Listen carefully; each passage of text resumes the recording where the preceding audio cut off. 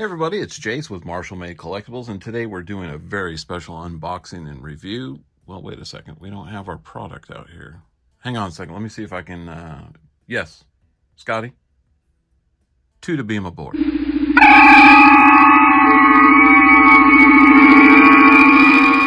What we have in front of us is the Kirk and Spock by QMX. Now, these are not the first releases. These are the second releases that they slightly modified and made some improvements on.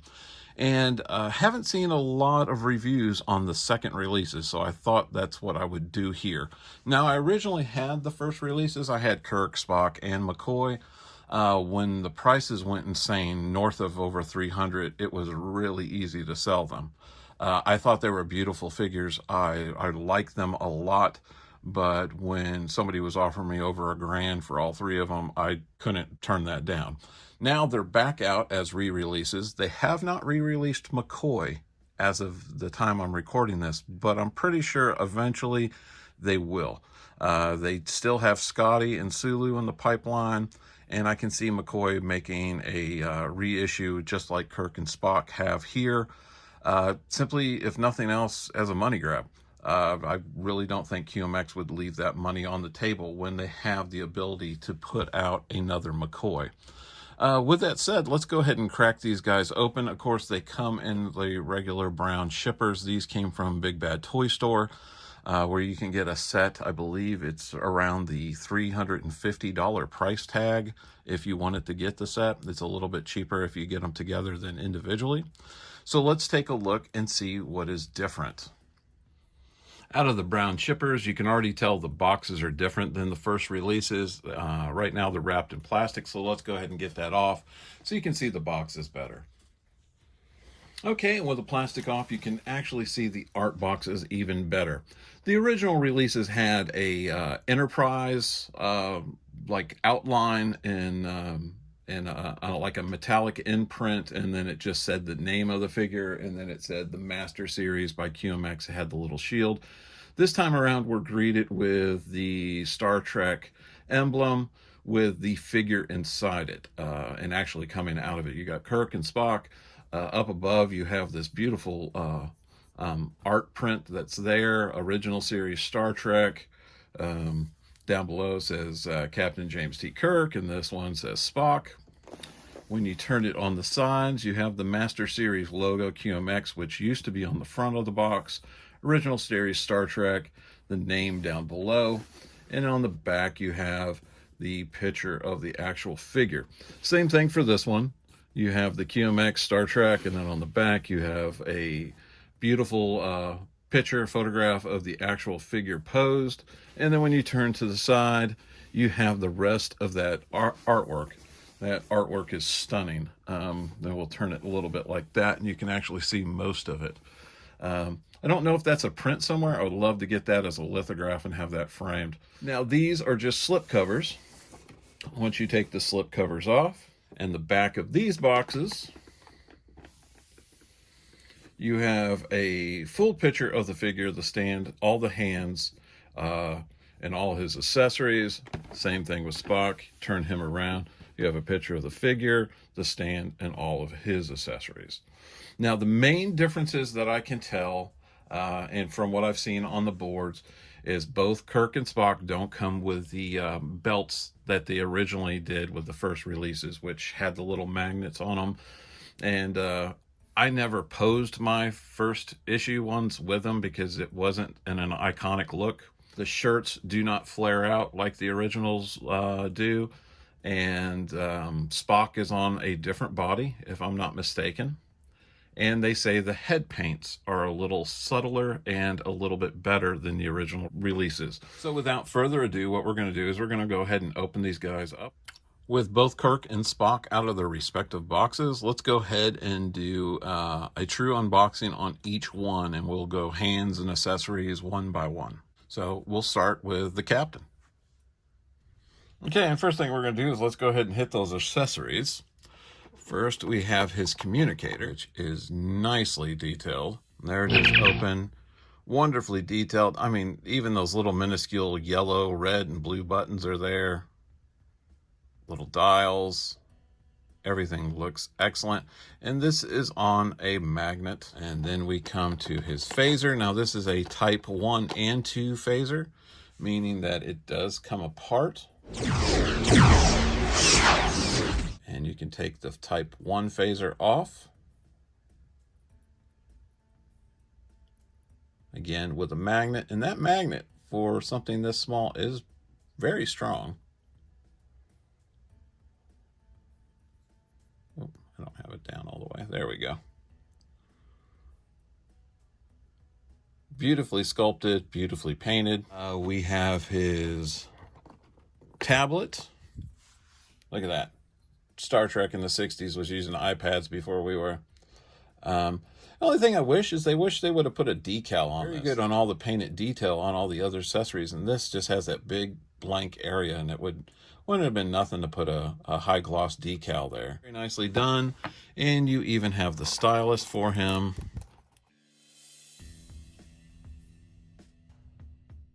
We have a pointing finger.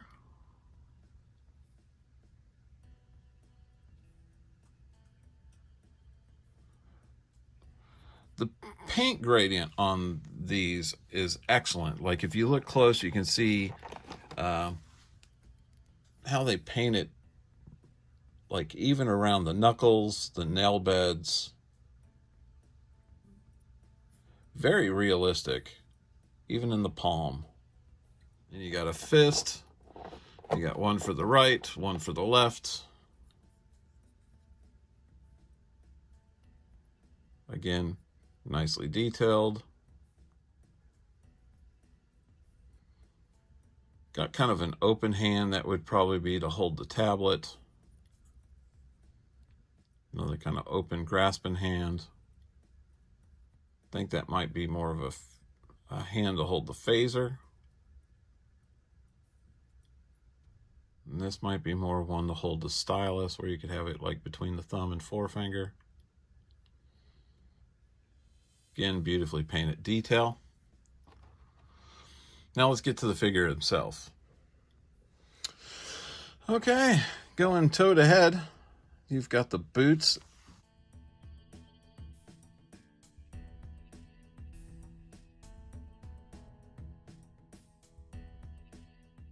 Beautifully detailed, and they look amazing. Pants look good. The shirt is definitely very much improved because it's not flaring out like it's wide. It is more to the waist of the pants. Looks really good. These are, I don't know how these are different. Oh. Not exactly sure how these are different. I guess before they were more appliques, but these still look like they're appliques.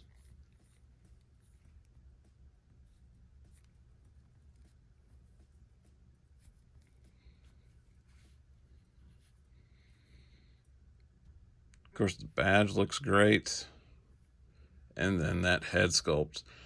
And just comparing from the first one I had, and I will put up a picture, the head definitely looks more muted. It looks more natural. I think the first one I had, it was beautifully painted, but it did have more of a gloss or more of a sheen to it, where this looks extremely natural. Like Hot Toys quality paint apps on this. It is absolutely stunning. He looks fabulous.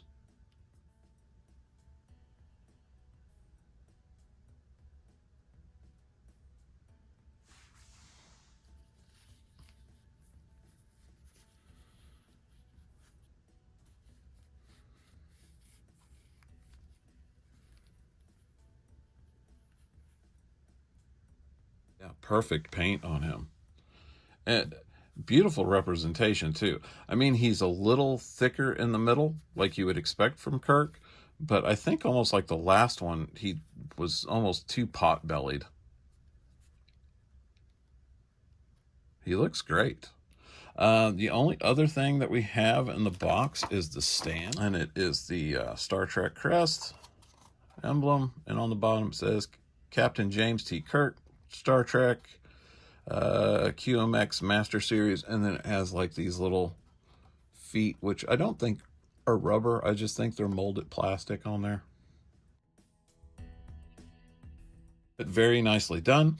What I'm going to do is we're going to go ahead and go over to Spock now. Okay, and now we have Spock, and we'll go through his accessories. Again, we have the communicator.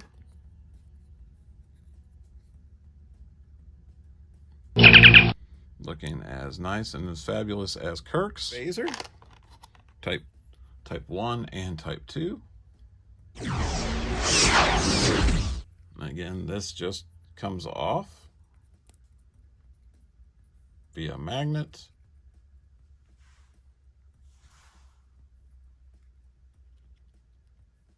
And then just pops back together.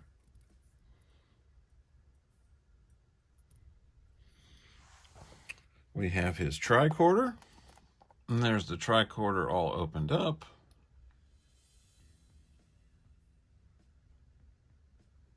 Very nice detail. Excellent paint job.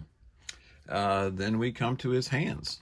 And this hand would be more for, I think, like, because the way Spock used to hold the tricorder, he definitely held it and operated different than everybody else.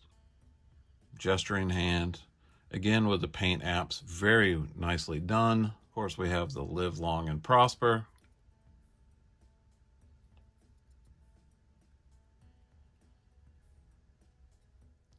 Fists, right and left. Phaser hand. More of an open gripped trigger hand. I think that would be good for the phaser type 1. Holding hand, gripping hand, that would be good for the tricorder. Another gripping, holding hand. Then we come to the figure himself. Again, doing toe to head. You have the boots. Very gloss finish on those. Pants look good. Shirt, again, not flared out. Very tight to the body.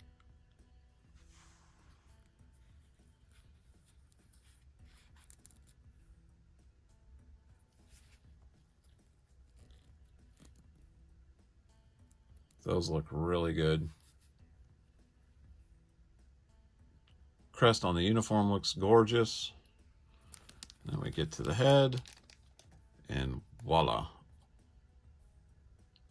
I can honestly say, from my first issue one I had, the paint is better on this, because the first one I had was very dark. His skin tone almost had like a sickly green undertone to it, but that was kind of like how QMX did a lot of them. This is way more natural and just looks 100 times better. Now, I heard where some people are getting the hair that is painted where it has like white streaks in it. Luckily enough, this one does not look to have any kind of hair paint problems whatsoever. And just beautifully sculpted and painted. And the body on this one is supposedly different. I don't know how so. I think it's just more slender. He's not on a buff body. But he looks fabulous. And again, we have the stand. Got the Star Trek crest. Spock, Star Trek, the original series, QMX, Master Series. Looks very good. Okay, let me get the boys out here together. Okay, I got to say right off the bat, QMX, when they re-released these, knocked it out of the park. Tweaking the little things that the first issues needed done, whether it be the tunics being more slimming to the waist of the figures, changing the leather-like of the boots where they are like the more gloss boots like in the show, or just the improved paint apps on the head. I Can't see where if you had version 1s that you would need the where it would warrant the purchase price of doing these. But if you don't have these figures, these are the ones to get. I would seek these out before I would be paying those exorbitant prices for the version 1s, when these are so much better from the body, just the build of them. But those paint apps on the heads just make it completely worthwhile. And for the price point, I know some people complain that they think it's too much, but I think like just a base figure is 175 to 180.